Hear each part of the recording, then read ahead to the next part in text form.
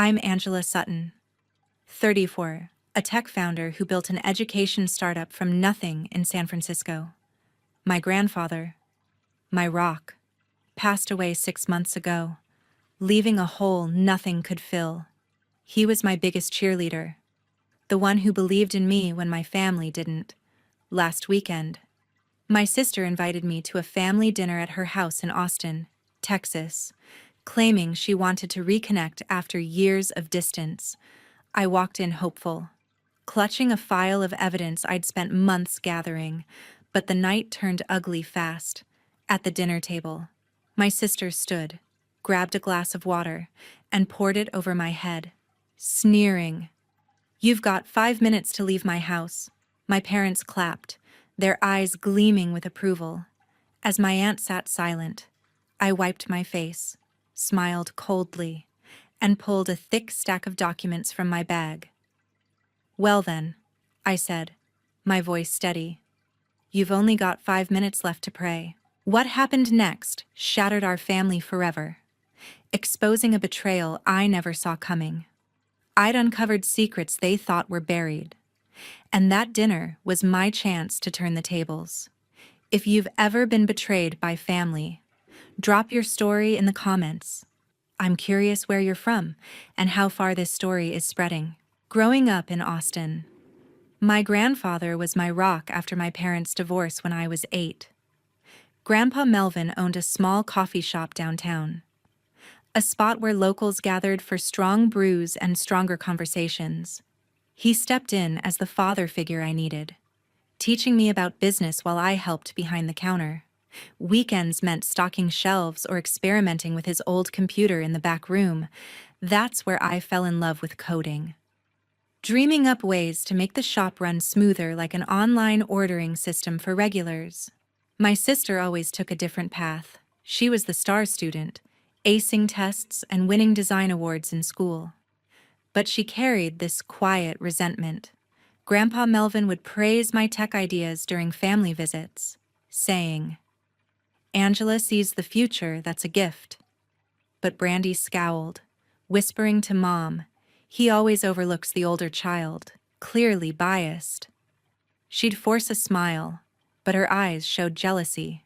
Once, after he spent an afternoon showing me how to fix the espresso machine with a digital timer I rigged, she snapped at me later, accusing me of stealing his attention. Her achievements in art class never got the same glow from him. My parents leaned toward her. Linda would say things like, "Brandy's practical, she'll make something real." Wayne nodded along, dismissing my computer tinkering as a phase. They'd celebrate her report cards with big dinners, while my average grades got a shrug. Aunt Sheila noticed the tension but stayed neutral, often changing the subject during holidays to avoid fights. She lived nearby and dropped by the shop sometimes, but never picked sides, just saying families have their dynamics. As I got older, the divide grew. I spent summers at the coffee shop, learning from Grandpa Melvin about community service, like donating brews to local events. He saw potential in my coding hobby, encouraging me to pursue it. Brandy focused on her interior design sketches, landing internships early, but she'd complain privately about how Grandpa Melvin favored my weird tech stuff. One evening, after I shared an app idea for tracking coffee inventory, he hugged me and said, "You're going to change things, kid." When I turned 24, I decided to leave Austin for San Francisco. My family opposed it. Linda cried about abandoning roots. Wayne called it irresponsible. A part of me wondered if their opposition was genuine concern or just a way to keep me in my comfort zone. Brandy lectured me on wasting time chasing dreams. Aunt Sheila stayed quiet, offering a neutral wave, goodbye. Only Grandpa Melvin supported me the night before I left. He slipped me an envelope with $5,000 from his shop savings. "Build something meaningful," he whispered, hugging me tight. That money got me started. And as I drove away from Austin, I promised to make him proud. With Grandpa Melvin's support behind me, I threw myself into building my education startup in San Francisco. The $5,000 he gave me covered my first rent and laptop upgrades, letting me create online courses for small businesses. Within a few years, the company grew to 20 employees, valued at several million. I focused on tools that helped local shops like his adapt to digital teaching methods. Through it all, I called him every Sunday, sharing updates on new features or client wins. He'd laugh and say, "That's my girl," turning coffee breaks into classrooms. About a year ago, his voice started changing during those calls. He'd repeat stories or forget details from our last talk. I offered to fly back to Austin, but he brushed it off, saying he was just slowing down. I should have pushed harder. Instead, I sent gifts like a custom tablet for managing shop orders remotely, but Brandy began showing up more at the coffee shop, according to what little he mentioned. She restricted my visits, claiming he needed rest from travel stress. When I tried calling the shop directly, the employees said she handled all his schedules now, as his health declined. The calls shortened. He was on heavy pain medication for arthritis, the kind that clouds thinking. Brandy took over his doctor appointments and bank access, saying it was easier since she lived nearby. Aunt Sheila knew about the changes but stayed quiet, telling me over one rare call that it was best not to stir things up.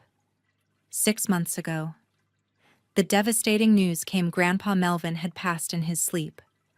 I flew to Austin immediately, numb with regret.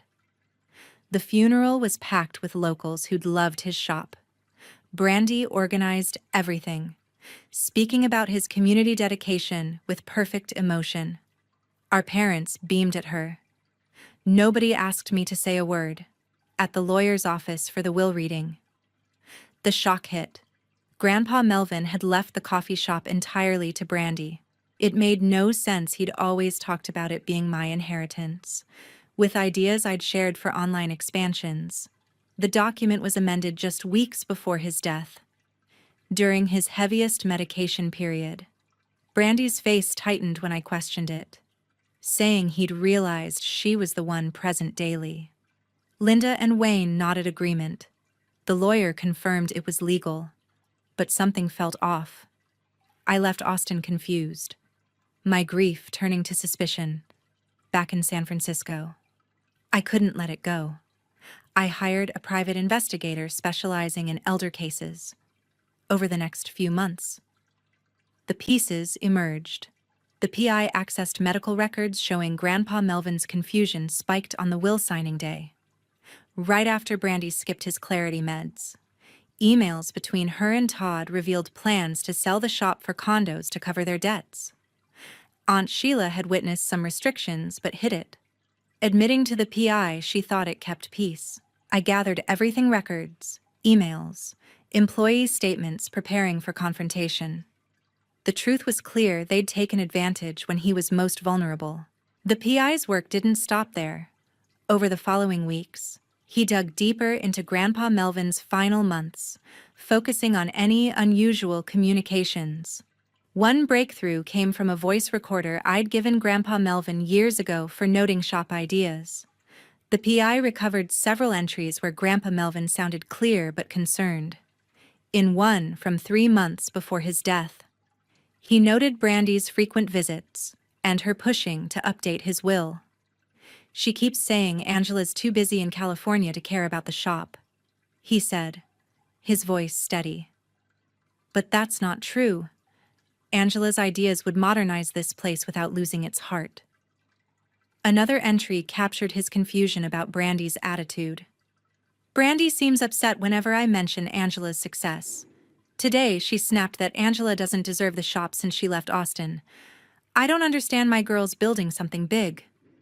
Those recordings confirmed Brandy's jealousy wasn't new. The PI also uncovered emails between Brandy and Todd about the coffee shop property. One from 4 months ago read, "Once we get control, we can sell to your company and pay off the house loan." Todd replied, "Perfect condos there will flip fast. Just make sure the old man signs off soon." Their motives became crystal clear. The PI pulled financial records showing their heavy debts, mortgage payments late, private school tuition overdue. Todd's construction projects stalled from bad investments. They needed quick cash. And the shop's prime Austin location was their ticket out. Aunt Sheila's role emerged during the investigation. The PI interviewed her discreetly, and she admitted knowing about Brandy's restrictions on visitors. "I saw her turning away Angela's calls sometimes," she confessed. "Brandy said it was to let him rest, but I suspected more. I didn't speak up because I thought it kept the family together." Her neutrality had crossed into complicity, protecting Brandy at Grandpa Melvin's expense. The PI noted she avoided deeper questions, but her statement added weight to the pattern of isolation. As the evidence piled up, I felt a mix of anger and resolve.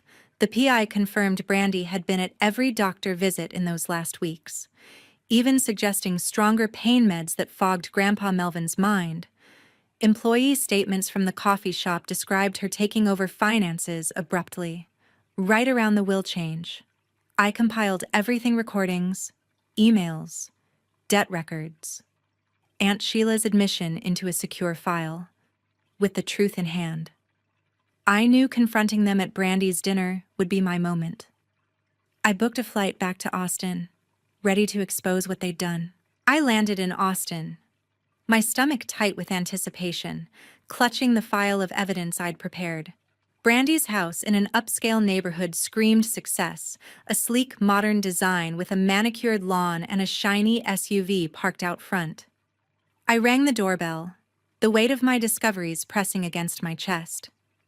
My sister opened the door, dressed in a tailored outfit, her smile forced but polished.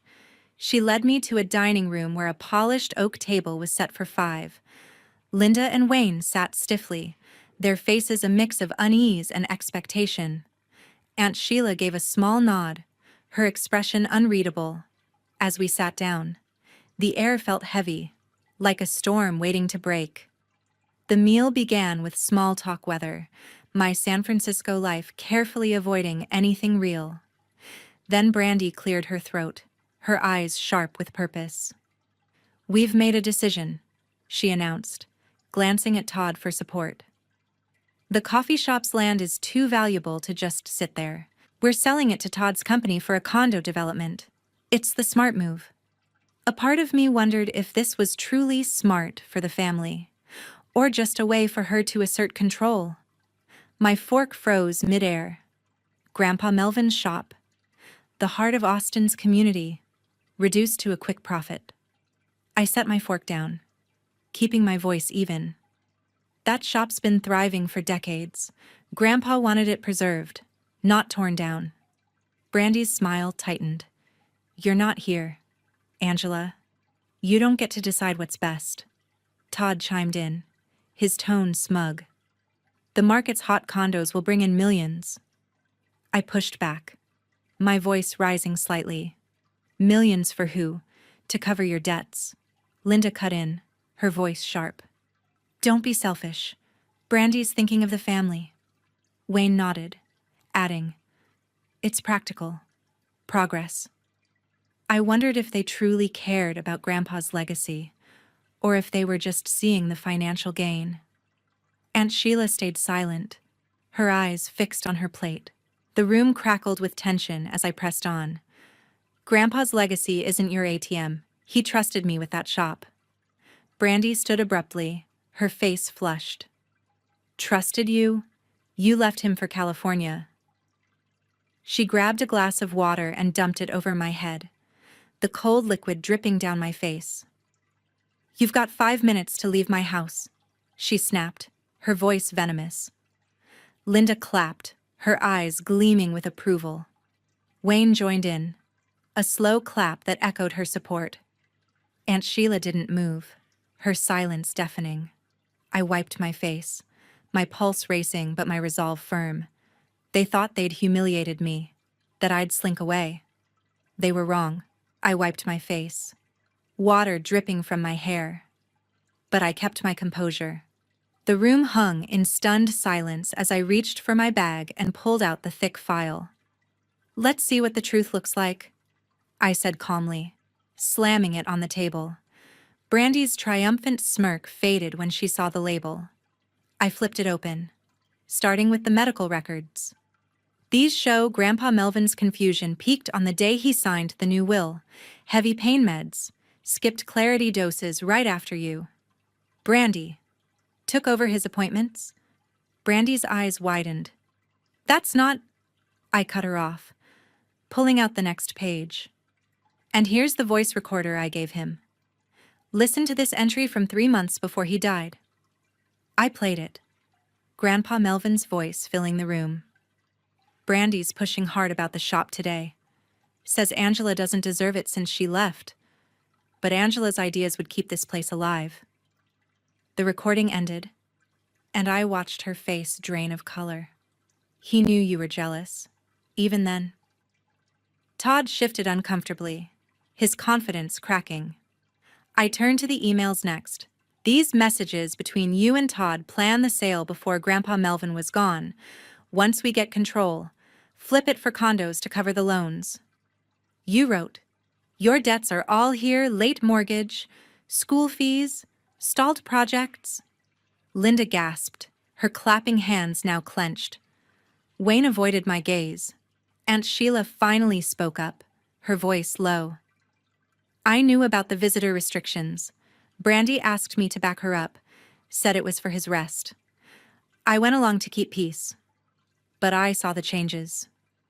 Brandy sank into her chair, her anger turning to desperation.